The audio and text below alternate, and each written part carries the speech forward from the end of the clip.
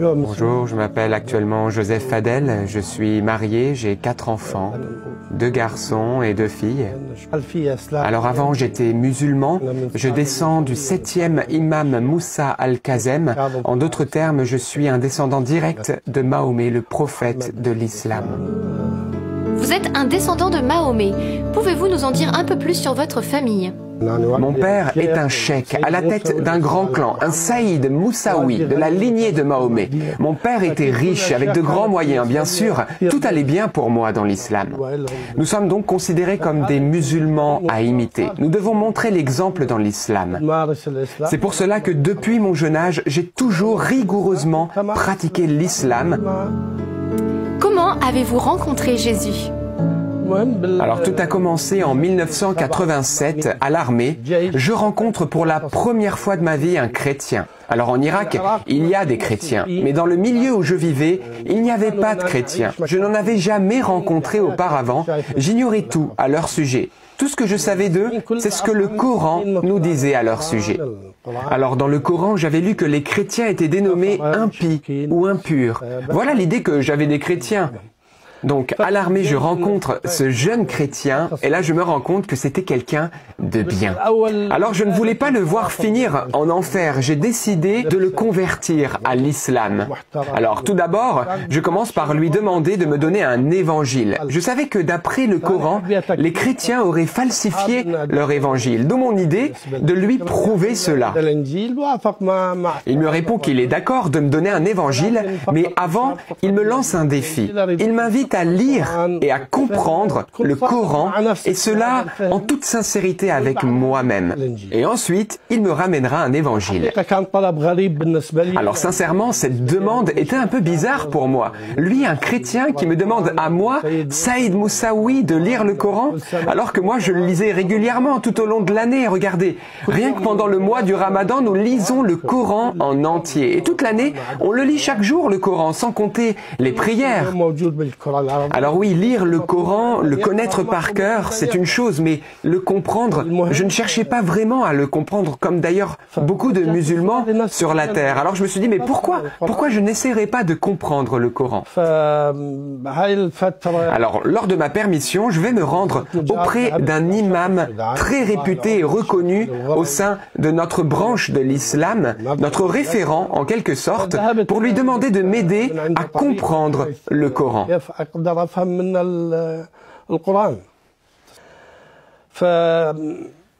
Alors, il commence à m'expliquer les prérequis nécessaires pour comprendre le Coran. À vrai dire, si c'était une autre personne que moi qui serait venue le consulter, je crois qu'il l'aurait renvoyé aussitôt, sans satisfaire à sa demande. Mais moi, il me connaissait bien, il me considérait comme son fils. Il commence donc à m'expliquer les prérequis indispensables à la compréhension du Coran. Je dois bien connaître la langue arabe, bien maîtriser la grammaire arabe. Il faut également connaître les abrogeants et les abrogés parmi les sourates du Coran. Il faut apprendre la tradition, etc. Bref, il m'a fait comprendre que si je voulais comprendre pleinement le Coran, il fallait que je lise 500 livres différents pour m'aider à l'interprétation des sourates. J'ai bien senti qu'il tentait de me décourager et de me faire renoncer à cette idée de comprendre le Coran. Il me met face finalement à quelque chose d'impossible à faire. Finalement, je me décide de lire quand même une nouvelle fois le Coran, et cette fois-ci dans le but de le comprendre.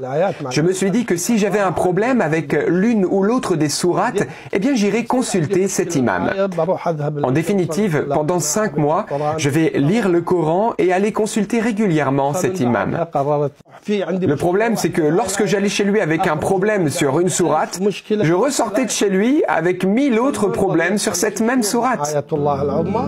Après avoir approfondi le Coran et vos connaissances sur Mahomet, quelles ont été vos conclusions?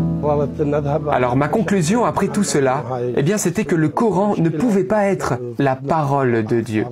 Au sujet également de la vie de Mahomet, j'ai commencé à me renseigner en lisant les livres qui font autorité dans l'islam, ces livres biographiques, et je me suis rendu compte qu'il avait tué, volé, commis l'adultère, bref, que ce n'était pas un exemple à suivre. Je vais découvrir à la suite de mes recherches et de mes lectures qu'il a épousé 63 femmes. La première était son aînée de 20 ans et la dernière n'avait que 6 ans. Ce qui est absolument contre nature, inadmissible. Alors à ce stade, je décide d'abandonner l'islam. Quelque temps plus tard, je revois Massoud, ce jeune chrétien à l'armée, et il se souvient qu'il devait m'apporter un évangile. Il me demande si je suis toujours intéressé. Finalement, je dis quand même à Massoud, donne-moi l'évangile et je verrai bien. Vous voyez Jésus en songe. Racontez-nous. En effet, tout a commencé la veille du jour où Massoud devait me donner la Bible. Je vais faire un songe. Je me retrouve sur la rive d'un ruisseau, large d'environ 1 mètre, et sur l'autre rive, il y avait un homme. Et j'étais attiré par sa présence. J'ai une grande envie de le rejoindre sur l'autre rive. Je me mets alors à enjamber le ruisseau, et voilà que je me retrouve suspendu dans les airs. Impossible de gagner l'autre rive, ni même de revenir sur mes pas. J'étais déstabilisé, effrayé. Mais voilà que l'homme, plein de compassion pour moi, me tend la main et me dit « Si tu veux venir à moi, il te faut d'abord manger le pain de vie. » Le pain de vie. Au réveil, ce matin-là, j'étais bouleversé. Les paroles de cet homme s'étaient gravées en moi. D'ailleurs, je n'avais jamais entendu parler du pain de vie. C'était tout nouveau pour moi. C'était la première fois de ma vie que j'entendais parler de cela, le pain de vie.